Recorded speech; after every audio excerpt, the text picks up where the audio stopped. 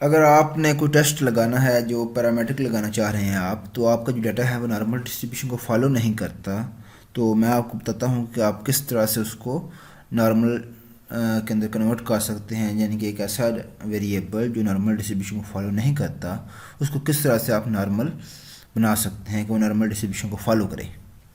तो उसके लिए आपने, जैसे अगर आपके पास ये क्वेश्चन आ सकता है कि आपको कहा जाता है कि आपने पैरामेट्रिक जो है वो अनोवा यूज़ करना है या पैरामेट्रिक को टेस्ट यूज़ करना है, या आपने पियर्सन जो है कोरिलेशन यूज़ करना है, इस तरह से आपको क्वेश्चन दे दिया जाता है। लेकिन जिस वेरिएबल आपको पेपर के अंदर कहा जाएगा कि आपने इस वेरिएबल का फाइंड आउट करना है, लेकिन वो वेरिएबल जब आप चेक करते हैं तो जैसे वो मैं यहाँ पे मेरे पास एक क्वेश्चन है, जैसे वो कहते हैं कि CGPA को कंपेयर करें, आपने इंडिपेंडेंट सैंपल टी टेस्ट लगाना है, मैं कंपैरिजन करना है जेंडर के दरमियान के ये इक्वल है या नहीं है।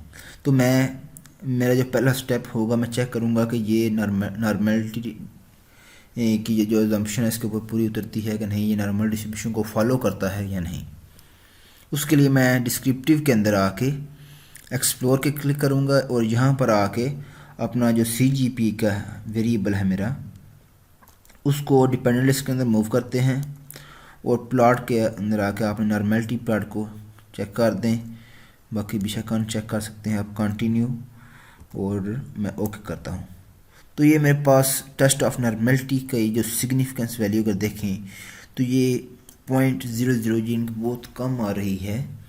तो इसका जो हाइपोथेसिस होगा कि डाटा नॉर्मल डिस्ट्रीब्यूशन को फॉलो करता है, इसके स्टेटमेंट इस टेबल के तहत मैं उसको रिजेक्ट कर दूंगा कि मैं कहूँगा कि ये नॉर्मल डिस्ट्रीब्यूशन को फॉलो नहीं करता।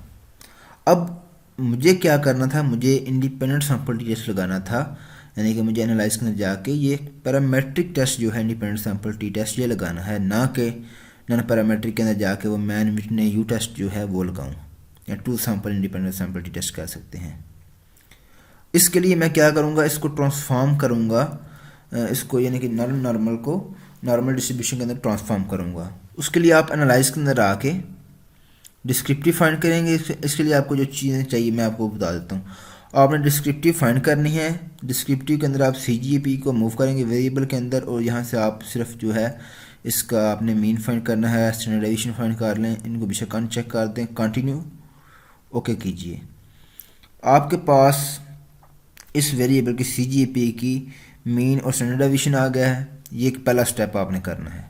उसके बाद आप ट्रांसफॉर्म के अंदर आके रैंक केसेस यहाँ पे आप क्लिक करेंगे, और यहाँ पर भी आपने यही करना है कि आपने जो CGP का वेरिएबल है उसको वेरिएबल के अंदर मूव करके आपने इसको फिर रैंक टाइप्स पर क्लिक करना है, और यहाँ से इस रैंक का ये पहले चेक है, इसको अनचेक करके फ्रैक्शनल रैंक पर क्लिक कर दें और कंटिन्यू करके ओके कर देना है। तो आपको आउटपुट के अंदर आ जाएगा कि इसने एक नया वेरिएबल क्रिएट कर दिया।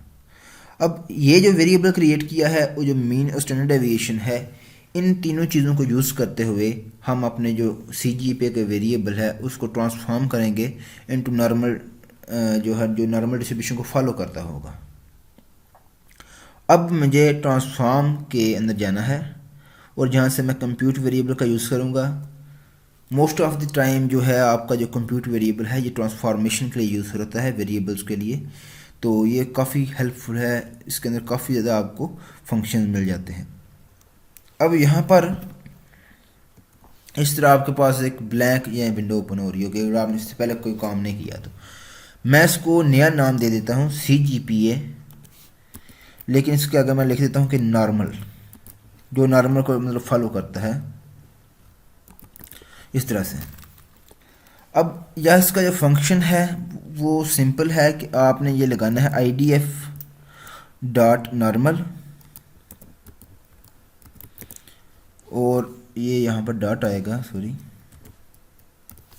IDF डॉट नॉर्मल, और आपने वो ब्रैकेट्स लगा देने हैं दोनों। और इसके अंदर आपने करना क्या है कि आपने आपके जो वेरिएबल हमने क्रिएट किया है और जो है ये बिल्कुल नीचे आ रहा है, इसको मूव करूँगा उसके अंदर, यानी कि जो हमने फ्रैक्शन उसको दी थी,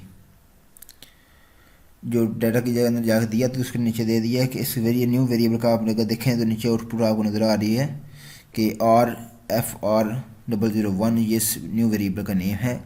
आपने उसको मूव करना, उसके बाद आपने इसका जो मीन था पीछे आउटपुट के अंदर देखें तो उसका मीन जो है 2.8 है और स्टैंडर्ड डेविएशन जो है 0.49 कह लें आप। मीन 2.8 है और कामा आएगा फिर, और स्टैंडर्ड डेविएशन जो है 0.49 कह लें। तो ये इसका आपने एंटर करना है इस तरह से। वेरिएबल जो हमने उसको रैंक दिया था वो वाला, कामा मेन कामा स्टैंडर्ड डेविएशन। एक तो मतलब ये तरीका होगा कि आपने इस तरह से फंक्शन लिख लिया। अगर आपको ये फंक्शन याद मतलब नहीं रहता, ये इतना मुश्किल नहीं है। idf.normal का है, 3 वेरिएबल आपने मतलब एंटर करने हैं। एक वेरिएबल हो गया, दूसरा एक मीन है और स्टैंडर्ड डेविएशन आपने एंटर करना है।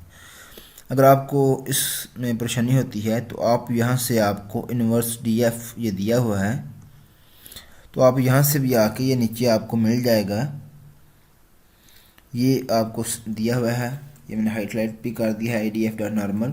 तो इसका नीचे लिखा हुआ है कि आपने वो जो प्रॉब्लम है, जो यानी कि आपका वेरिएबल है जो वो एंटर करना है, फिर मीन, फिर स्टैंडर्ड डेविएशन।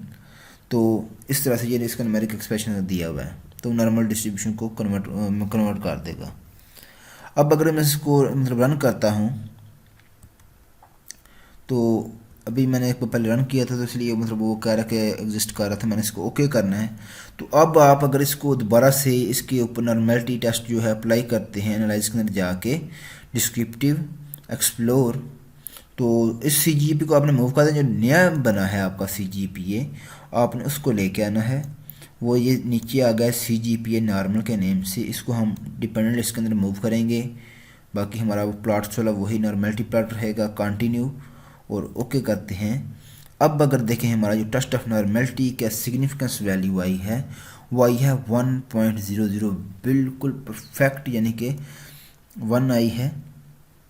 अब ये जो अगर देखा जाए तो ये बिल्कुल जो है हमारा उससे ग्रेटर देन है 0.05 से।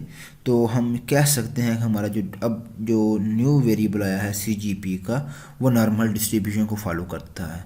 इस तरह से आपके इस डाटा सेट के अंदर डिफरेंट वेरिएबल्स हैं, जैसे ये जितने वेरिएबल्स हैं, स्टडी टाइम का वेरिएबल है, लर्निंग स्किल का वेरिएबल है, ये फैक्टर्स का स्कोर है, यानी कि ये फैक्टर्स का मतलब है। तो ये नॉर्मल डिस्ट्रीब्यूशन को फॉलो नहीं करते। तो अगर आपके पास ये क्वेश्चन आएगा कि आपने कंपेयर करना है होम इन्वायरमेंट को between gender categories, between discipline categories, between program categories, तो आपने इन वेरिएबल्स को अगर तो स्पेसिफाई किया जाता है कि आपने पैरामेट्रिक टेस्ट यूज़ करना है या आपने पियर्सन कोरिलेशन यूज़ करना है, तो फिर आप इसको ट्रांसफॉर्म करेंगे नॉर्मल के अंदर। अदरवाइज़ आपने ये टेस्ट ज़रूर करना है कि आपका वेरिएबल नॉर्मल डिस्ट्रीब्यूशन को फॉलो करता है या नहीं। अगर तो वो नॉर्मल डिस्ट्रीब्यूशन को फॉलो करता है फिर आप पैरामेट्रिक टेस्ट यूज़ करेंगे, अगर नहीं तो फिर आप नॉन पैरामेट्रिक टेस्ट की तरफ मूव कर देंगे, फिर आपने वो यूज़ करने होंगे।